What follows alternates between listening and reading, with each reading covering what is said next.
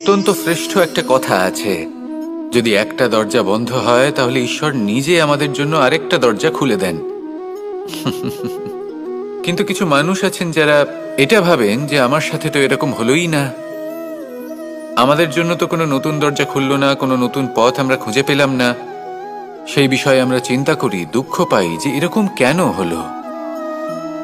কখনো কখনো নতুন দরজা উন্মুক্ত হয়, কিন্তু পুরনো যে বন্ধ দরজা আছে তার সামনেই আমরা দুঃখী হয়ে বসে থাকি, আর এমন ভাবে বসে থাকি যে নতুন দরজার দিকে আমাদের চোখই যায় না।